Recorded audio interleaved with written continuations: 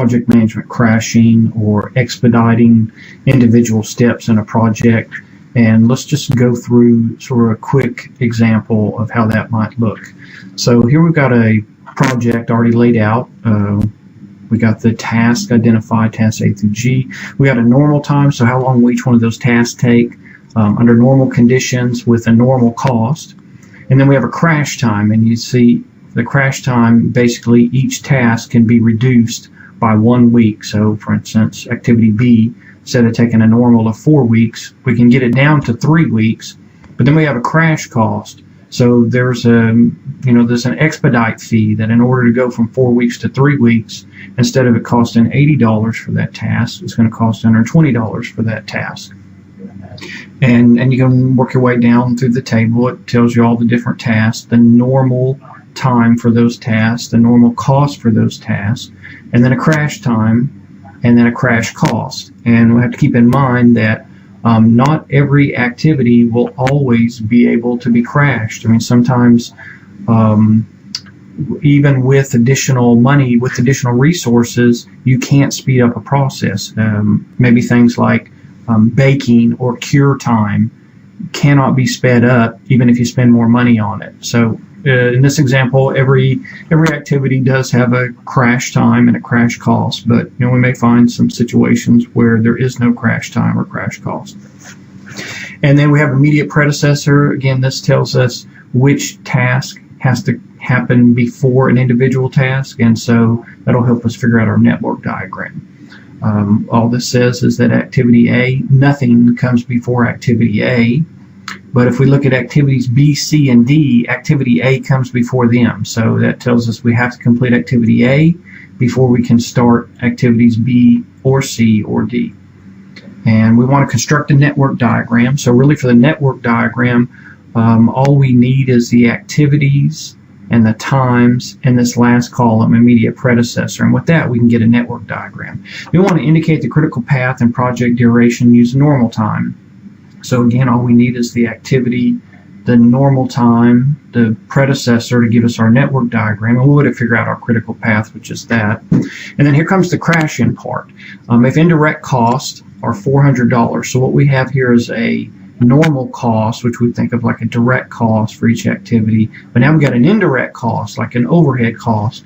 $400 for 18 weeks, $350 for 17 weeks, $300 for 16 weeks. Looks like each week that we can reduce this project, each week that we can crash this project, we're going to save $50 in indirect costs. So that's going to be sort of what we're considering is what does it cost to take a week out versus the savings of the $50 indirect cost.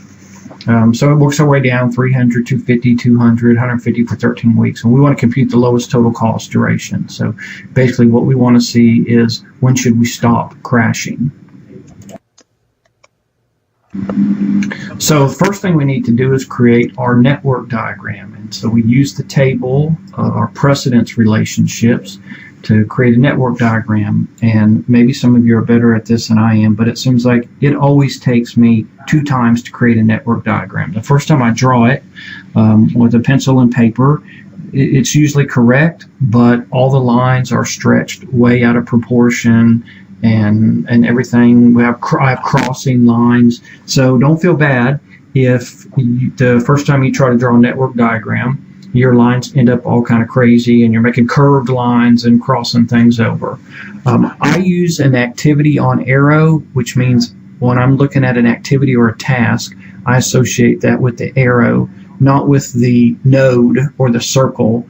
Some of you may use software, or some of you may have learned to do network diagrams where you put the activity on the node, which means the activity is actually in the circle.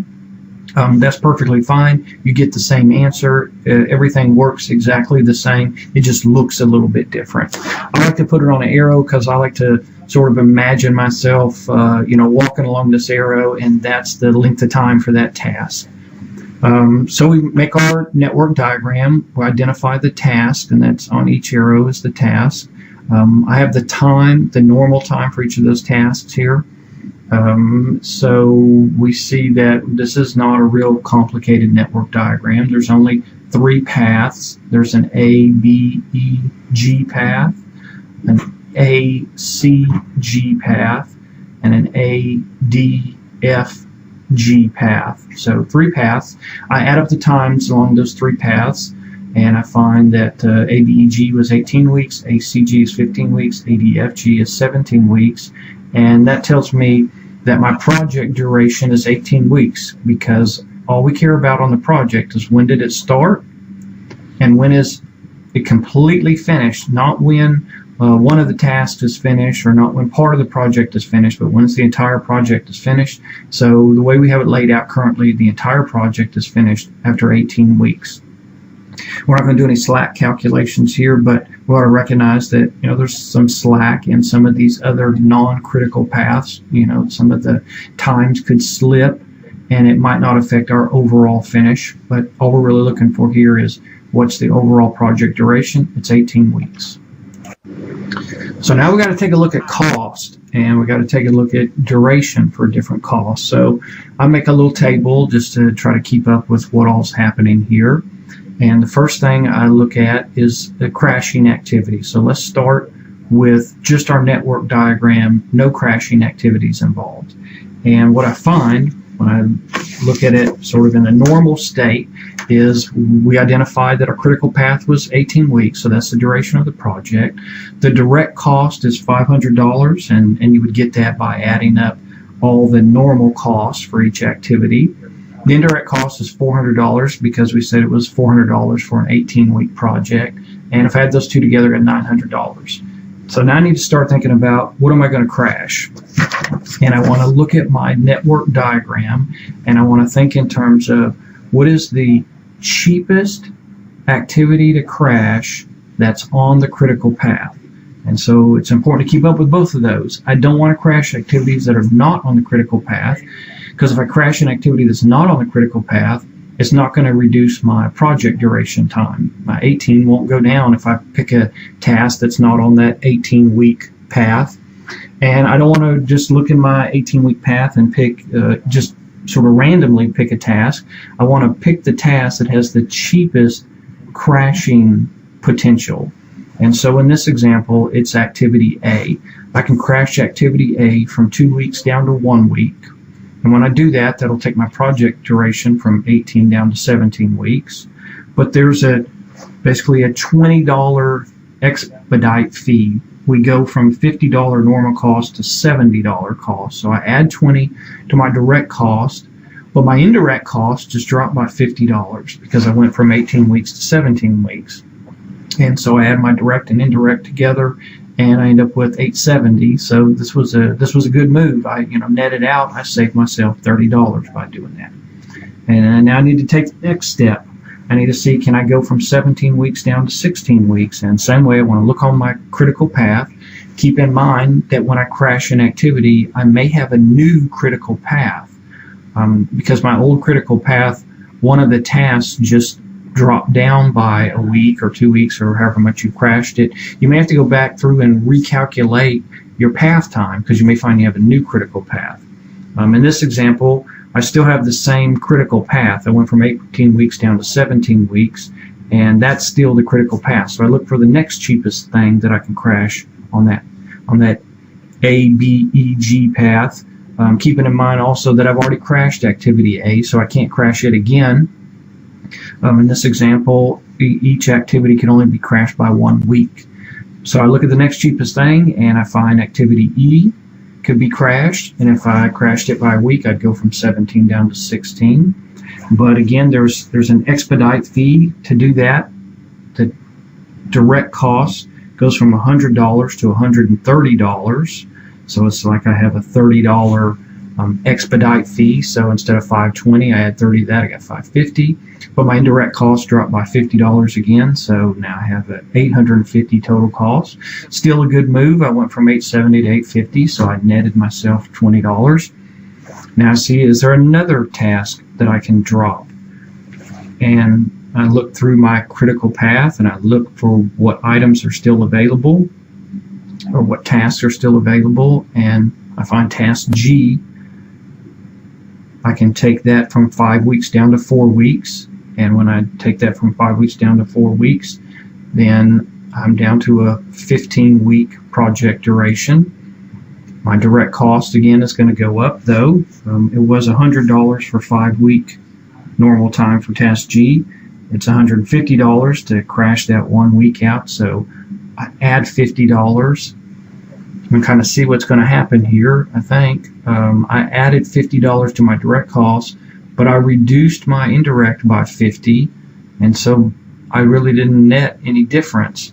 But, if I can finish a project for $850 in 16 weeks, or I can finish it for $850 in 15 weeks, I would go ahead and do this. It's I drop a week off of my project duration, and it really didn't cost me anything on the net.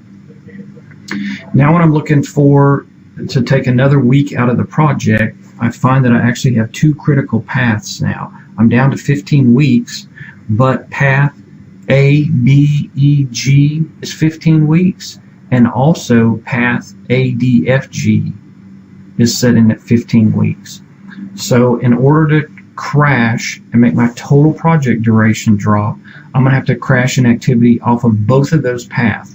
So when we talk about a critical path, sometimes we have parallel critical paths. We have 2 different things going on that they both take the same amount of time, and they're the longest of the total project. And we see that, often in real world situations, that there's 2 things going on and they both take the same amount of time and they're both critical path.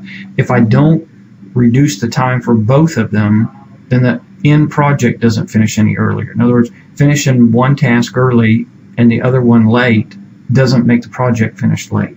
So I got to crash off of both paths, and I'm sort of running out of options, which actually makes the problem easier.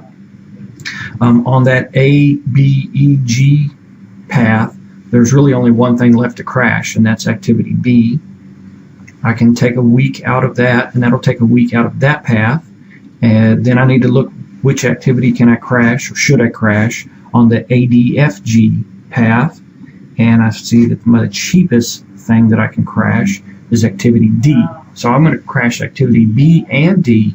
And when I do that, my project duration will drop down to 14 weeks. But because I had to crash 2 different activities, I had a $40 expedite fee for crashing activity B. It went from $80 to $120, so that was a $40 increase. But then I also had to crash activity D, and activity D had a $20 expedite fee. We went from $60 to $80, so we added an extra $40 and we added an extra $20, so we actually added an extra $60. So our direct cost goes up by $60 to $660. Our indirect cost goes down by $50, and I'm heading the wrong direction now. My crashing costs are beginning to exceed my indirect cost, so it's sort of my cost is exceeding my benefit, and so I would have stopped here at week 15 duration with a total cost of $850. So hopefully that gives you an example of how to work through 1, creating a network diagram, 2, identifying all the different paths, 3, identifying the critical path, and then 4, going through this crashing sequence of steps to figure out which activity should be crashed and in which order, and when to stop crashing.